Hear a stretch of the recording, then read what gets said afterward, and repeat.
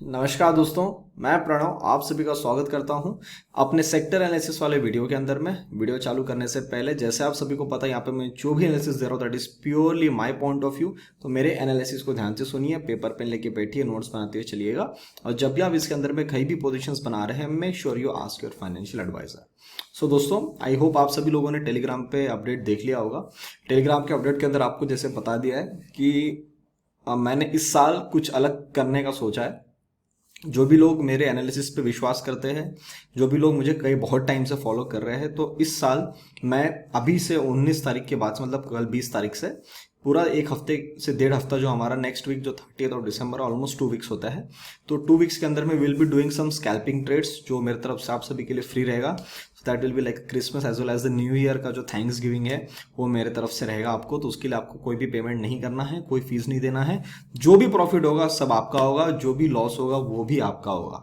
तो लॉस को दिमाग में रखिएगा, अपने कैपिटल को एक स्पेसिफिक अमाउंट बाहर निकालिए स्कैल्पिंग करने के लिए। मैं अक्सर टोटल कैपिटल का 10% निकालता हूँ। एग्जाम्पल, अगर आपके पास में 1 लाख रुपए है तो आप 10,000 रुपीज निकालिए। जो भी मैं आपको इंट्राडे के दौरान जितने भी स्कैल्पिंग ट्रेड्स मिलते हैं, चाहे 2 या 3 जो भी मिलेंगे, हम देखेंगे वहां पे। After my paid call members trades are over, जब उनके ट्रेड्स खत्म हो जाएंगे then will be getting back with scalping. और फिर मैं आपको बढ़िया से 2-3 ट्रेड्स बढ़िया स्कैल्पिंग के दूंगा, तो फिर आप उसके अंदर में ट्रेड कर सकते हैं। तो ये एक नया काम मैं चालू कर रहा हूँ। सो आई होप आप सब लोग मिस नहीं करें। उसके लिए आप डिस्क्रिप्शन में जाएंगे, टेलीग्राम पे आपको लिंक मिल जाएगा, डेडिकेटेड इन्वेस्टमेंट्स। आप डायरेक्टली सर्च कर लेंगे टेलीग्राम पे तो भी अपना चैनल आपको वहाँ पे मिल जाएगा। सो दोस्तों, अब इस हफ्ते मैं क्या सेक्टर्स के अंदर में देख रहा हूँ उसके बारे में बात करते हैं। आज मंडे है, आज मार्केट में अच्छी रैली मिली है, पर इसका मतलब ये बिल्कुल भी नहीं कि रैली यहाँ से और कंटिन्यू हो सकती है। ये बिल्कुल पॉसिबल है कि हम अभी जिस जगह पे खड़े हैं वहां से हम एक बार फिर से नीचे की तरफ में आ सकते हैं। तो अब उस टाइम पे कौन से सेक्टर कैसा परफॉर्मेंस देंगे एक बार उसके बारे में देखेंगे। तो सबसे पहले हम जो देख रहे हैं वो देख रहे हैं कि ऑटो सेक्टर में आज बहुत ही अच्छी रिकवरी आई है, 2% के आसपास, ऑलमोस्ट 1.6% के आसपास आपको रिकवरी मिली है। और जो भी ये साइडवेज सा काम था इसने अच्छी पुल बैक दिखाया है। पर जब तक ये 13,030 के अबाव नहीं जाता है तब तक आपको ऑटो के अंदर में कुछ बड़ा मूवमेंट देखने को मिले उसकी पॉसिबिलिटी नहीं है। एक स्टेप जो है वो करेक्शन की पूरी हो गई है। अगर निफ्टी और बैंक निफ्टी यहां से करेक्शन बढ़ाते हैं तो फिर आपको ये वाली जो करेक्शन है वो यहां तक मिनिमम आती हुई मिलेगी, जो आएगी कम से कम 12,600 के आसपास में। अगर 12,600 से ज्यादा एक्सटेंड आउट हो जाती है तो सर फिर 12,150 का लेवल है। और वो कब आएगा, कैसे आएगा, मैंने आपको वीकली वीडियो में पहले ही बता दिया है। एनर्जी तो फिलहाल साइडवेज है, कुछ भी इसके अंदर में नया काम नहीं हो रहा। तो energy is total into the correction. जो हमने पर्पल कलर की लाइन बनाई है अराउंड 26,000, उसी पे एग्जैक्टली काम कर रहा है। तो अभी तक तो मुझे सर यहाँ पे कोई भी चेंज नजर नहीं आ रहा है। आईटी भी पूरा साइडवेज है। आईटी में अभी मेरे हिसाब से, ओहो, आज की कैंडल बहुत अच्छी कैंडल बनी है और मेरे हिसाब से आईटी ने अपनी इस लेग की करेक्शन भी पूरी कर दिया है। एक बार कैलकुलेट कर लेते हैं। ये सर इसने 50%, 60% मोटा मोटी यहाँ तक ले लो आप। 28,080 मतलब 28,100। अभी हम क्या करेंगे, एक 28,100 पे एक लाइन बना देते हैं। ये हमारे लिए बहुत ही ज़्यादा इंपॉर्टेंट है। इस लाइन तक तो हम आ सकते हैं और फिर हम देखेंगे नेक्स्ट वीक जब मैं आपके सामने आऊँगा, नेक्स्ट मंडे, यहाँ तक तो आ सकता है। यहाँ से फिर इसको ऊपर की तरफ में जर्नी शुरू कर देना चाहिए। तो हम आईटी को देखेंगे। आईटी के अंदर में मेरे हिसाब से लास्ट फेज ऑफ करेक्शन चल रहा है। अभी 50% का काम किया, ऐसा बिल्कुल भी नहीं कि 50% से रैली कंटिन्यू नहीं कर सकता, बिल्कुल कर सकता, पर we are taking the max level की कहाँ तक आ जाएगा। तो हमारा ये बुलिश स्टांस है, ये कंटिन्यू रहेगा। Next we are coming, just a minute, ये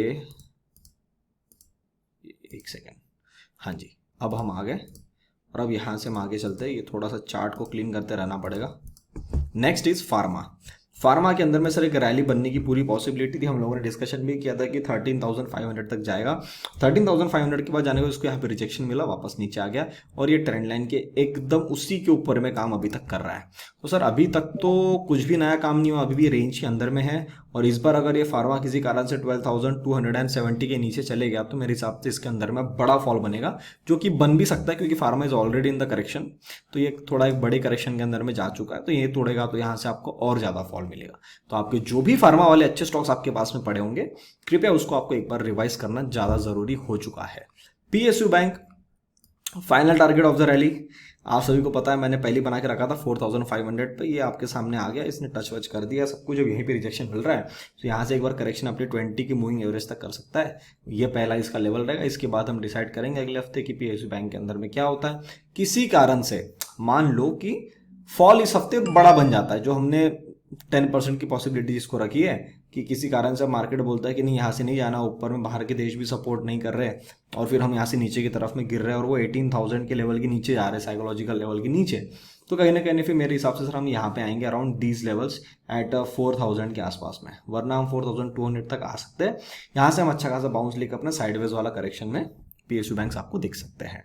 इंफ्रा ने अपने लेवल को प्रॉपर होल्ड किया, अभी तक तो कुछ भी नया नहीं हुआ है। किसी कारण से फॉल ज्यादा बनता है तो एक बार इस लेवल तक वापस आ जाएगा 5,320 या मोटा मोटी 5,300 ले लो ना आप।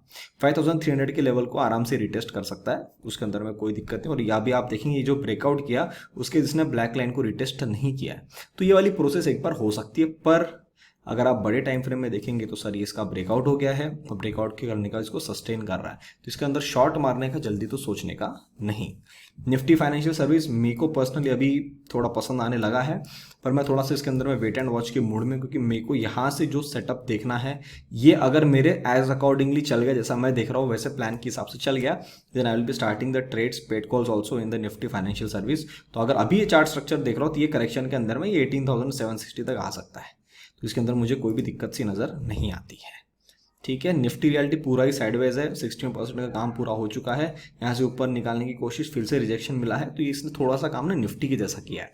तो अगर रियलिटी में यहाँ से चाल बनती दिखती है आपको और आपको दिख रहा है कि 455 के अबव आके सस्टेन कर रहा है, तो एक बार ये 490 के घरों तक जा सकता है। तो जो निफ्टी रियलिटी वाले स्टॉक्स है आपको उसकी तरफ में ध्यान रखना चाहिए।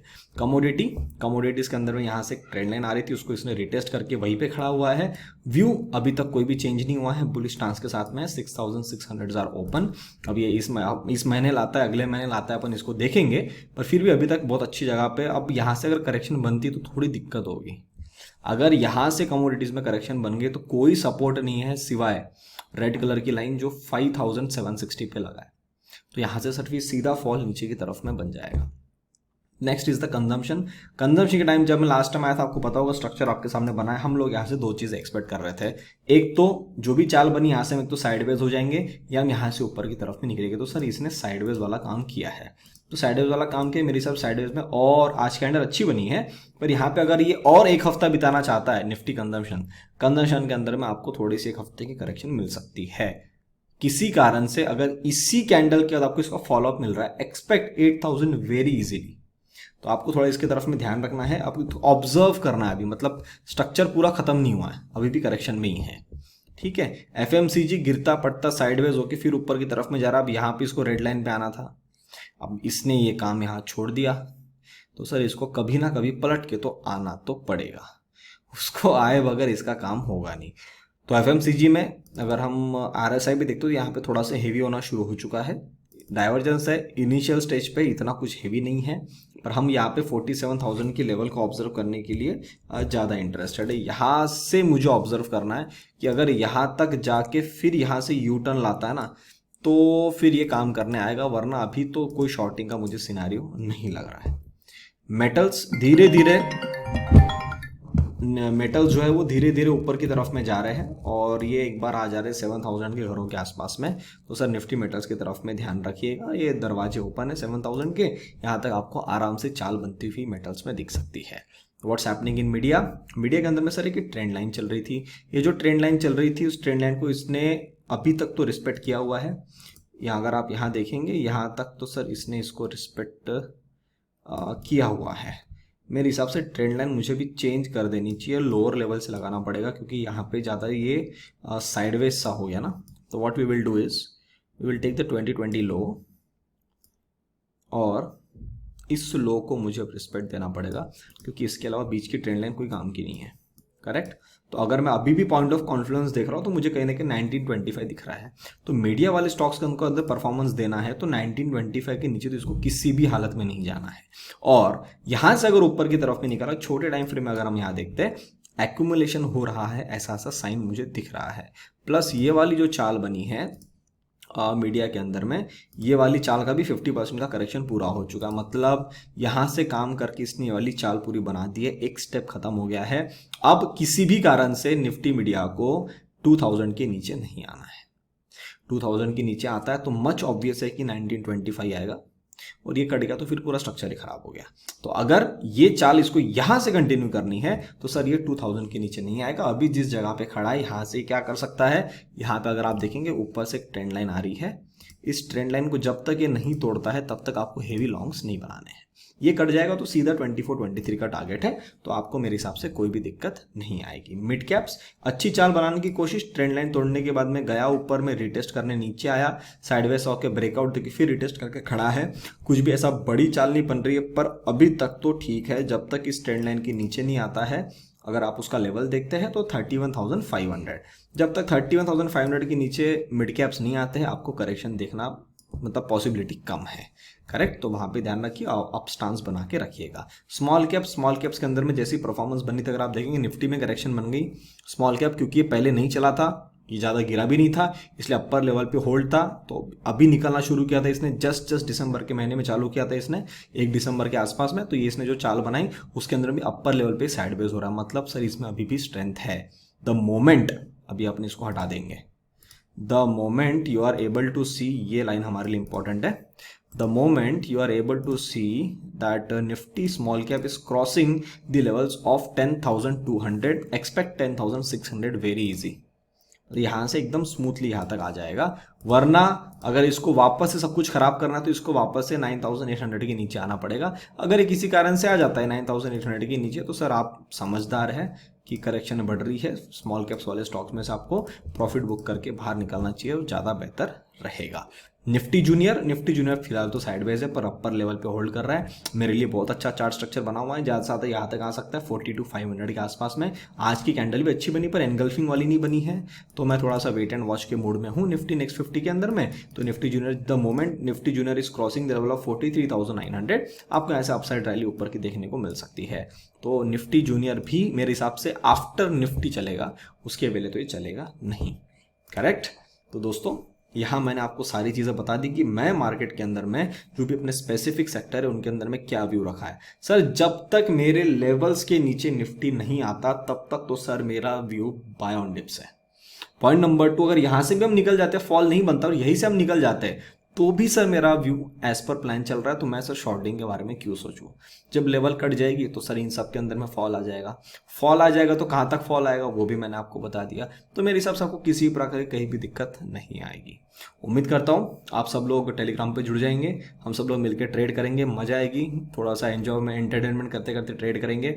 तो ऐसे जो भी लोग हैं उनको तो पता चल ही गया होगा आज, फिर भी जो लोग नहीं, जिनको नहीं पता है, डेडिकेटेड इन्वेस्टमेंट सर्च करिए, आपको अपना चैनल मिल जाएगा, वहाँ पे अपन कल मिलते हैं और बढ़िया से ट्रेड करते हैं। उम्मीद करता हूँ जो सारी चीज़ें मैंने आपको यहाँ बताई समझ में, वीडियो को लाइक बटन जरूर दबाइए, अपने चैनल को जरूर सब्सक्राइब करिएगा। आपको लगता है आपके फैमिली फ्रेंड सर्कल किसी के लिए वीडियो इंपॉर्टेंट तो उन वीडियो को जरूर शेयर करिएगा। तब तक के लिए आप सभी लोग देखते रहिए डेडिकेटेड इन्वेस्टमेंट्स। हम मिलते हैं बहुत ही जल्द अगले वीडियो में, तब तक के लिए नमस्ते।